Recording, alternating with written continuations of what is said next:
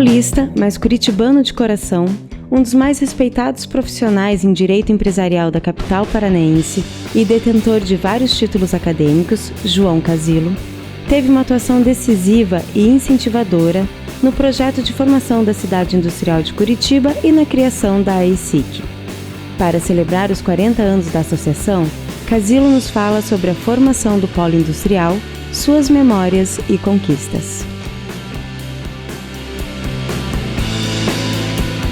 O Paraná, ele vinha até a década de 60, 70 principalmente, sendo praticamente um estado agrícola, muito bom, com muita boa produção, mas nós não tínhamos uma base industrial. Então, houve uma decisão correta por parte dos governantes, então, de criar um centro, um núcleo industrial. E para isso já se planejou, naquela ocasião,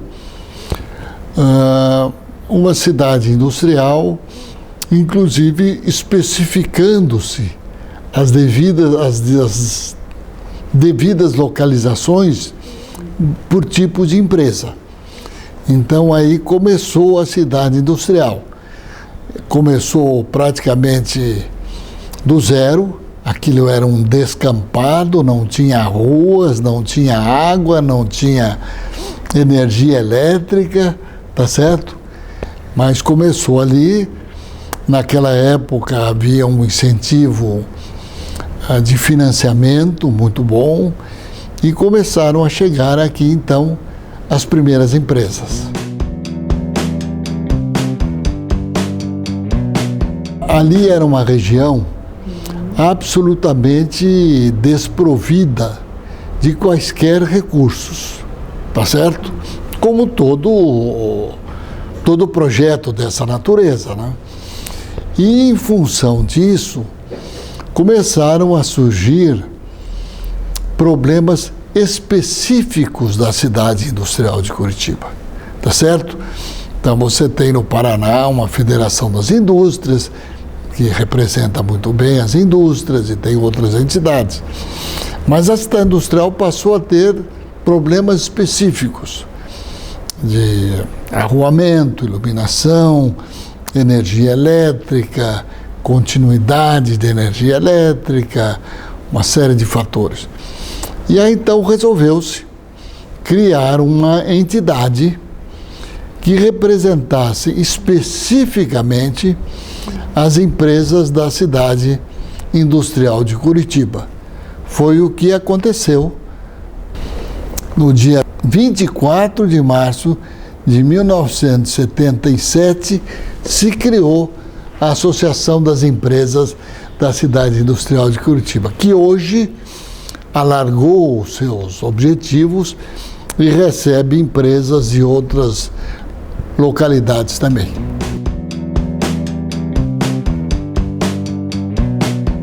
É que na ocasião eu já era advogado de muitas empresas da cidade industrial. Então eles me convocaram e eu fui o presidente da criação da entidade. Estou lá desde então. Olha, nós tivemos algumas situações, algumas até curiosas.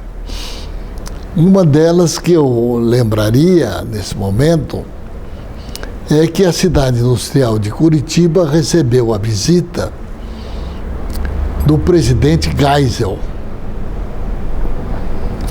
Era uma época em que se cumpria ordens, né? E nós recebemos uma ordem de que não se faria nenhum discurso, nem se dirigiria uma palavra ao presidente Geisel. O nosso presidente da época, o Alexander Popovic, que era o presidente da Gronau, era um homem refugiado de um regime muito pesado, comunista da Europa. Então o que ele já tinha que ter passado, ele já passou. Não tinha. E no meio do negócio ele sacou o discurso dele, pediu a palavra.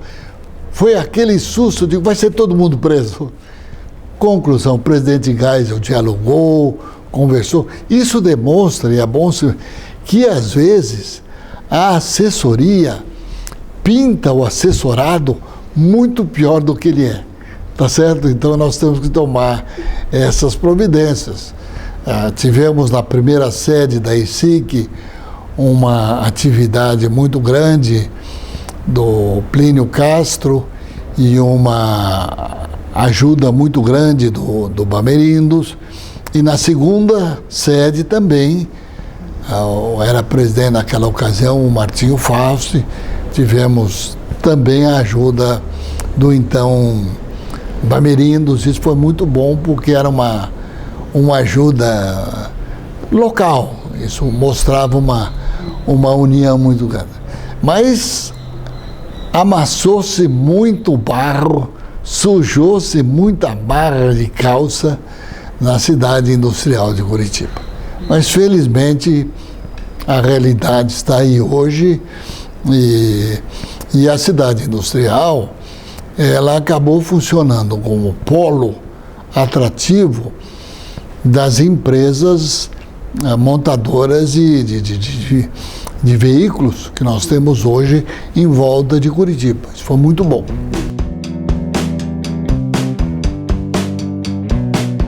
Bom, foi evidentemente primeiro uma surpresa muito grande.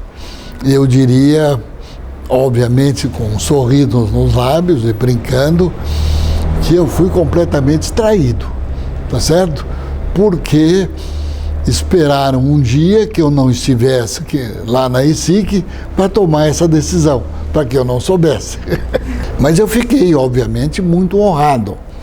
Mas também eu não estava ali sozinho. Eu estava com todos esses 40 anos atrás, com a equipe aqui do escritório do Casilo Advogados, que permite que eu consiga me dedicar à ESIC, porque a ESIC toma tempo, mas eu tenho aqui companheiro de escritório.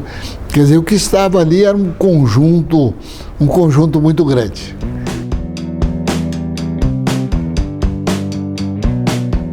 Veja, a ESIC tem uma postura que eu creio que é muito importante, que é uma atualização constante. Nós temos, evidentemente, algumas causas que são tradicionais. Por exemplo, a questão da tributação, né? Isso é uma preocupação muito grande com a carga tributária que nós vivemos, não só com a carga, mas como um emaranhado de normas que nós vivemos. Nós temos uma preocupação com a política, nós temos uma preocupação com a inflação e temos também uma preocupação muito prática, é o dia a dia.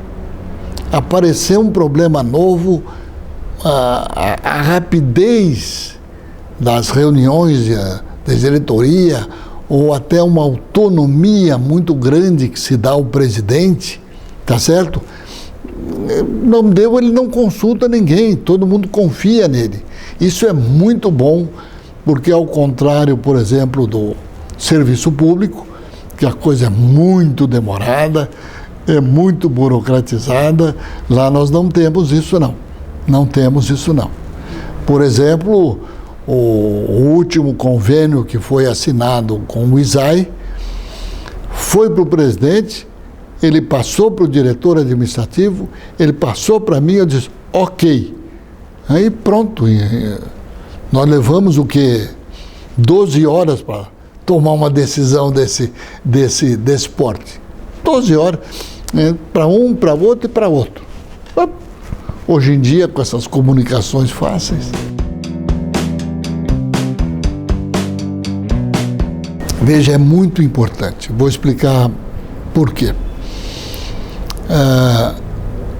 Primeiro porque, hoje em dia, você precisa ter parceiros. E eu não sei se eu posso revelar aqui, mas o ISAE passou por uma comissão de censura muito grande.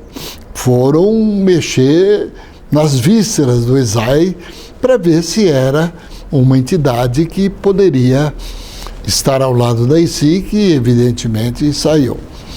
O ISAE tem demonstrado até hoje uma